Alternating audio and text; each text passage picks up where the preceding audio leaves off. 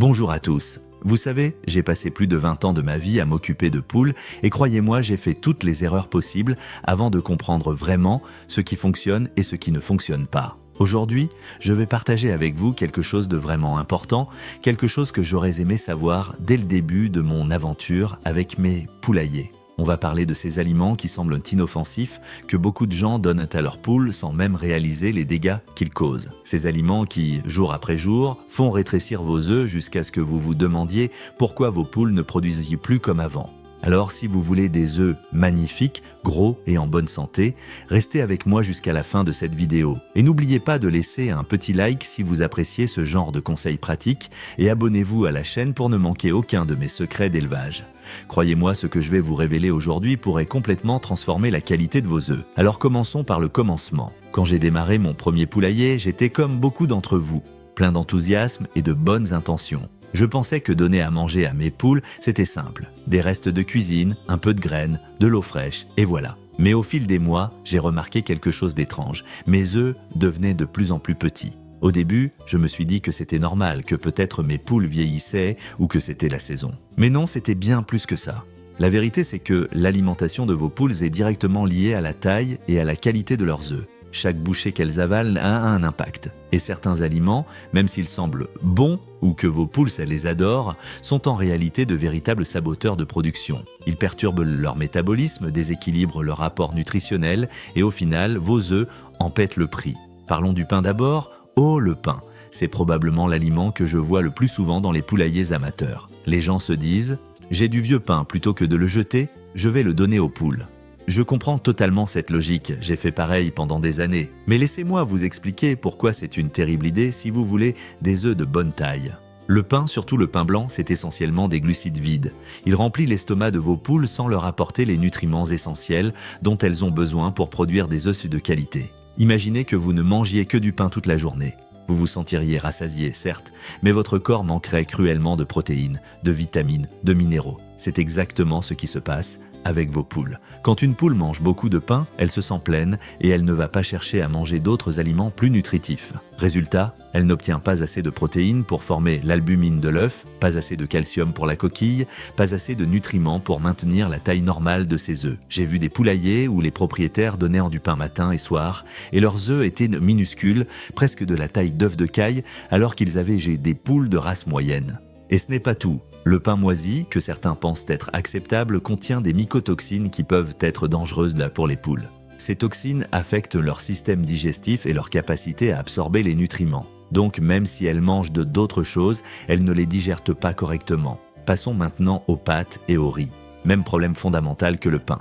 Les pâtes et le riz sont riches en amidon et pauvres en protéines. Vos poules peuvent les adorer, elles vont se précipiter dessus comme si c'était un festin, mais nutritionnellement parlant, c'est un désastre. Une poule qui mange principalement des féculents va produire des œufs de plus en plus petits, parce que son corps n'a tout simplement pas les matériaux de construction nécessaires. J'ai eu une voisine qui me disait fièrement qu'elle donnait tous ses restes de pâtes à ses poules. Elle trouvait ça économique et pratique. Mais quand elle m'a montré ses œufs, j'ai immédiatement compris le problème.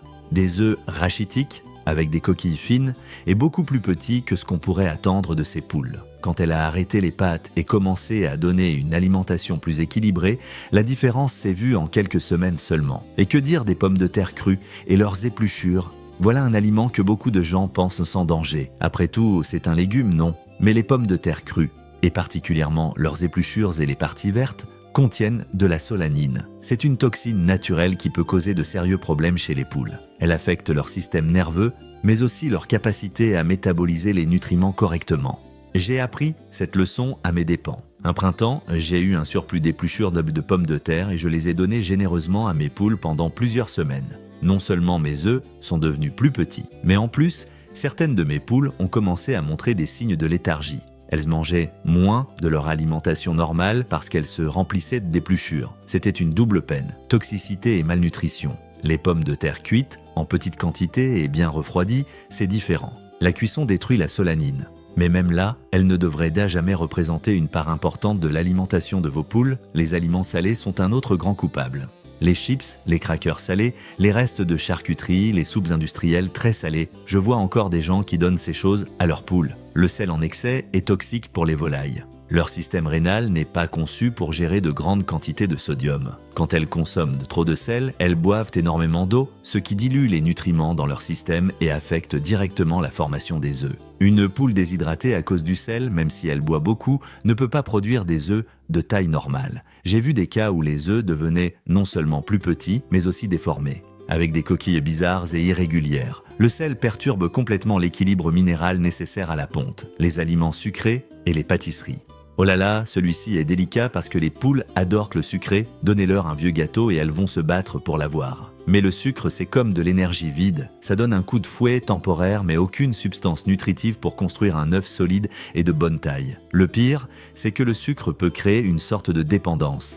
Vos poules vont préférer attendre les friandises sucrées plutôt que de manger leur nourriture équilibrée. J'ai connu un éleveur amateur qui donnait régulièrement des biscuits à ses poules parce qu'elles les aimaient tellement. Ces poules grossissaient, certes, mais leurs œufs rapetissaient. Le surpoids chez les poules est aussi un facteur qui réduit la production et la taille des œufs. Une poule obèse ne pond pas bien, point final. Les agrumes et leurs pelures en grande quantité. Maintenant, attention, je ne dis pas que les agrumes les sont totalement interdits, mais en grande quantité, ils posent du problème. Les agrumes d'Ali sont très acides et peuvent perturber le pH du système digestif des poules. Quand le système digestif n'est pas à son pH optimal, l'absorption du calcium est compromise. Et devinez quoi? Sans calcium adéquat, vous n'aurez jamais de gros œufs avec des coquilles solides. J'ai fait l'expérience involontairement quand j'ai composté beaucoup d'écorce d'orange près du poulailler et que mes poules y avaient accès librement. Pendant cette période, j'ai remarqué une baisse de la qualité et de la taille des œufs. Quand j'ai fait le lien et retiré l'accès au compost d'agrumes, les choses se sont améliorées. Les oignons et l'ail en grande quantité. Encore une fois, un petit peu ne fera pas de mal et certains éleveurs donnent même de l'ail pour ses propriétés vermifuges. Mais en grande quantité, les oignons et l'ail contiennent des composés soufrés qui peuvent endommager les globules rouges des poules et causer de l'anémie. Une poule anémique est une poule qui ne va pas produire des œufs de qualité. Elle sera faible, léthargique et ses œufs seront petits et peu nombreux. J'ai entendu parler d'un éleveur qui avait un excédent d'oignons et qui les a donnés à ses poules pendant une semaine entière. Il a perdu 2 poules et les autres ont arrêté de pondre complètement pendant presque un mois. C'est une leçon coûteuse à apprendre, les avocats, même en petite quantité. L'avocat contient de la persine, une toxine fongicide qui est dangereuse pour les oiseaux. Même une petite quantité peut être fatale ou causer de graves problèmes de santé. J'inclus ceci parce que même si ça ne concerne pas directement la taille des œufs, une poule malade ou morte ne produit évidemment aucun œuf du tout. Ne prenez jamais le risque avec les avocats, ni la chair, ni la peau, ni le noyau. Le chocolat et le café, la théobromine dans le chocolat et la caféine dans le café sont toxiques pour les poules. Ce sont des stimulants qui affectent leur système cardiovasculaire et nerveux. Une poule qui ingère ces substances nous sera stressée, son métabolisme sera perturbé et la production d'œufs en souffrira immédiatement. Le stress est un énorme facteur dans la réduction de la taille des œufs. Une poule stressée ne peut pas canaliser son énergie vers la production d'œufs de qualité, les haricots crus ou secs non cuits. Les haricots secs contiennent de l'hémagglutinine, une lectine toxique qui peut être mortelle pour les poules. Même s'ils ne tuent pas vos poules immédiatement, ils causeront une inflammation intestinale sévère qui empêchera toute absorption correcte des nutriments. Résultat, des œufs minuscules, si tant est qu'elles pondent encore. Les haricots bien cuits sont généralement sans danger, mais pourquoi prendre le risque? Il y a tellement d'autres options meilleures pour vos poules. Maintenant, parlons des restes de viande crue ou avariée. Certains pensent que parce que les poules sont omnivores, elles peuvent manger n'importe quelle viande. Grave erreur. La viande crue, surtout si elle commence à pourrir, contient des bactéries comme la salmonelle et le campylobacter qui rendront vos poules malades. Une poule avec une infection intestinale ne pondra pas bien, ses œufs seront petits et elle peut même contaminer le reste du troupeau. De plus, donner trop de viande peut créer un déséquilibre dans leur alimentation. Oui, elles ont besoin de protéines, mais elles ont aussi besoin de fibres, de glucides complexes, de vitamines et de minéraux spécifiques qu'on ne trouve pas dans la viande seule. Les aliments moisis ou fermentés de manière incontrôlée. La fermentation contrôlée, c'est une chose, et ça peut même être bénéfique. Mais les aliments qui ont moisi dans votre réfrigérateur ou votre compost, c'est une toute autre histoire. Les moisissures produisent des mycotoxines qui endommagent le foie et les reins des poules. Un foie endommagé ne peut pas métaboliser correctement les graisses et les protéines nécessaires à la production d'œufs. J'ai vu des poulaillers entiers décimés par des aliments moisis, les feuilles et tiges de tomates, pommes de terre, aubergines. Ces plantes de la famille des Solanacées ont des parties vertes qui contiennent des glycoalcaloïdes toxiques. Beaucoup de gens qui jardinent se disent « plutôt que de jeter ces fans, je vais les donner aux poules ». Non, ces feuilles sont toxiques et causeront une multitude de problèmes de santé qui affecteront directement la production d'œufs. Alors, que faire maintenant que vous savez tout ça ? La première chose, c'est de comprendre que vos poules ont besoin d'une alimentation équilibrée et variée. La base devrait toujours être un aliment complet pour pondeuses de qualité. Ces aliments sont formulés scientifiquement pour contenir exactement les bonnes proportions de protéines, de calcium, de vitamines et de minéraux dont vos poules ont besoin. Les protéines sont absolument essentielles. Visez une alimentation avec au moins 16 à 18% de protéines pour les pondeuses. Les protéines forment l'albumine de l'œuf, c'est-à-dire le blanc. Sans protéines adéquates, impossible d'avoir des gros œufs. Le calcium est crucial pour la coquille, mais il joue aussi un rôle dans la taille globale de l'œuf. Assurez-vous que vos poules ont toujours accès à des coquilles d'huîtres broyées ou à du calcium en supplément. Une poule qui manque de calcium produira des œufs avec des coquilles tôt molles ou fines, et souvent plus petits. Les légumes verts sont excellents. Les épinards, le chou frisé, la laitue, tout ça c'est fantastique pour vos poules. Ils apportent des vitamines et des minéraux essentiels. Mais attention à ne pas leur donner uniquement ça. C'est un complément, pas la base de l'alimentation. Les vers de farine, les grillons, les insectes, en général, sont parfaits. C'est de la protéine pure et les poules adorent ça. Si vous pouvez élever vos propres vers de farine, c'est un excellent investissement pour la qualité de vos œufs. Les graines germées sont une source fantastique de nutriments. Faire germer des graines de tournesol, de blé et d'orge, ça multiplie leur valeur nutritionnelle et vos poules vont adorer ça. J'ai remarqué une amélioration significative de la taille des œufs quand j'ai commencé à donner régulièrement des graines germées. Les courges et les citrouilles cuites sont excellentes. Elles sont riches en vitamines et en minéraux, et les poules les adorent. En automne, je donne régulièrement de la citrouille cuite à mes poules et je vois une différence dans leurs œufs. Les fruits avec modération, des baies, des morceaux de pommes, des poires, tout ça est bon. Mais attention au sucre, donc ne leur en donnez pas comme base alimentaire. C'est une friandise occasionnelle. Parlons maintenant de l'eau. On sous-estime souvent l'importance de l'eau fraîche et propre. Une poule doit boire énormément d'eau pour produire des œufs. Un œuf, c'est essentiellement de l'eau solidifiée avec des protéines et des lipides. Si vos poules n'ont pas accès à de l'eau propre en permanence, leurs œufs seront plus petits. J'ai vu la différence dans mes propres poulaillers. En été, quand je change l'eau plusieurs fois par jour pour qu'elle reste fraîche, la production et la taille des œufs sont optimales. L'importance de l'espace et de l'exercice. Une poule qui ne bouge pas, qui est confinée dans un espace trop petit, ne va pas produire aussi bien. L'exercice aide à la digestion, à la circulation sanguine et au métabolisme général. Donnez à vos poules autant d'espace que possible pour se promener, gratter, chercher des insectes. Mes poules qui ont accès à un grand parcours produisent invariablement de plus gros œufs que celles qui sont plus confinées. Le stress est un tueur silencieux de production d'œufs. Les prédateurs, le bruit constant, le surpeuplement, la hiérarchie agressive dans le poulailler, tout ça cause du stress. Une poule stressée produit du cortisol, l'hormone du stress, qui inhibe la production d'hormones reproductives. Résultat, moins d'œufs et des œufs plus petits. Créez un environnement calme et sécurisé pour vos poules. Assurez-vous que le poulailler est bien construit, sans courant d'air mais bien ventilé, que chaque poule a assez de place pour dormir confortablement sur le perchoir, que les pondoirs sont propres, sombres et accueillants. La lumière joue aussi un rôle crucial.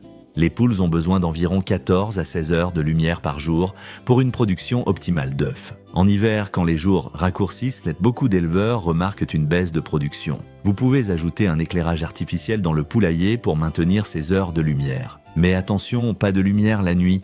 Les poules ont besoin de leur période d'obscurité pour se reposer.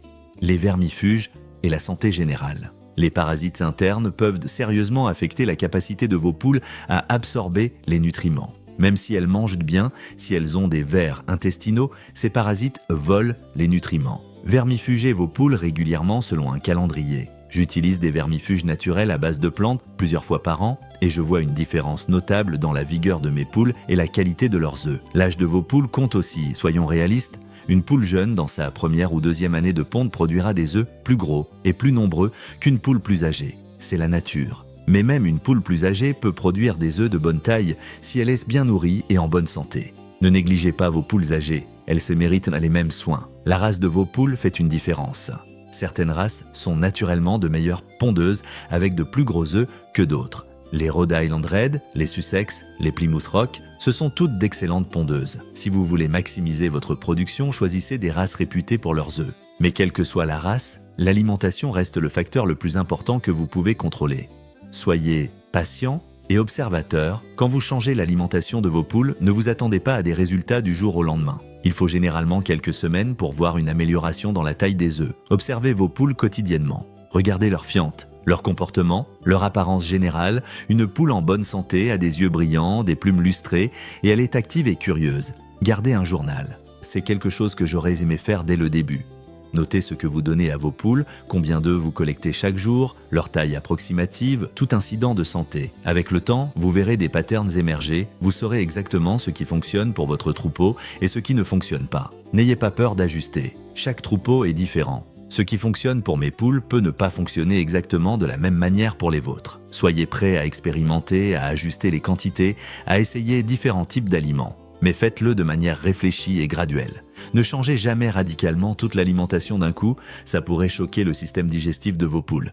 Investissez dans la qualité. Oui, un bon aliment pour pondeuse de Gahn coûte plus cher qu'un sac de pain rassis ou de restes de table. Mais la différence dans la production, la santé de vos poules et la qualité des œufs vaut largement cet investissement. J'ai fait les calculs plusieurs fois. Une alimentation de qualité se paie elle-même en œufs plus gros, plus nombreux et en poules qui vivent plus longtemps et en meilleure santé. Conclusion et dernier conseil. Écoutez, je sais que ça fait beaucoup d'informations à digérer, mais la clé à retenir, c'est que vos poules sont ce qu'elles mangent. Chaque choix alimentaire que vous faites pour elles se reflète directement dans leurs œufs. Évitez les aliments que j'ai mentionnés aujourd'hui. Concentrez-vous sur une alimentation équilibrée, riche en protéines et en calcium, avec beaucoup de légumes verts et d'eau fraîche, et vous verrez vos œufs retrouver ou même dépasser leur taille optimale. N'oubliez pas que vous n'êtes pas seul dans cette aventure. La communauté des éleveurs de poules est incroyablement solidaire et prête à partager ses expériences. N'hésitez jamais à poser des questions, à chercher des conseils. Et surtout, profitez du processus. Élever des poules, c'est une des choses les plus gratifiantes que vous puissiez faire. Vos poules vous remercieront avec de magnifiques œufs frais chaque matin. Il n'y a rien de tel que d'aller au poulailler et de trouver ces beaux œufs, de les tenir dans votre main, de sentir leur poids et leur chaleur. C'est un petit miracle quotidien et vous en êtes responsable. Alors allez-y, mettez en pratique ces conseils dès aujourd'hui. Examinez ce que vous donnez actuellement à vos poules. Y a-t-il des aliments de la liste que j'ai mentionnés ? Si oui, arrêtez immédiatement. Investissez dans un bon aliment pour pondeuse. Ajoutez des compléments de qualité comme des coquilles d'huîtres, des légumes verts, des graines germées. Assurez-vous qu'elles ont toujours de l'eau fraîche et propre. Dans quelques semaines, vous allez remarquer la différence. Vos œufs seront plus gros, les coquilles plus solides et vos poules seront plus vigoureuses. C'est une transformation que j'ai vue des centaines de fois et ça ne manque jamais de m'émerveiller. Et si vous avez apprécié cette vidéo, si elle vous a apporté de la valeur, faites-le moi savoir en laissant un like juste en dessous. Abonnez-vous à la chaîne pour ne manquer aucun de mes prochains conseils sur l'élevage de poules et la vie à la ferme. J'ai tellement d'autres choses à partager avec vous, des années d'expérience, d'erreurs, de réussites, et je suis là pour vous aider à éviter les pièges et à réussir avec vos poules. Laissez-moi un commentaire aussi, dites-moi comment vont vos poules, quels défis vous rencontrez, quelles questions vous avez. Je lis tous les commentaires et j'essaie de répondre à chacun d'entre vous. Nous formons une communauté ici et votre expérience peut aider d'autres éleveurs. Prenez soin de vos poules et elles prendront soin de vous. À très bientôt pour une nouvelle vidéo et d'ici là, que vos poulaillers soient prospères et vos paniers pleins de beaux œufs. Merci de m'avoir écouté jusqu'au bout et rappelez-vous, des poules heureuses font des œufs magnifiques.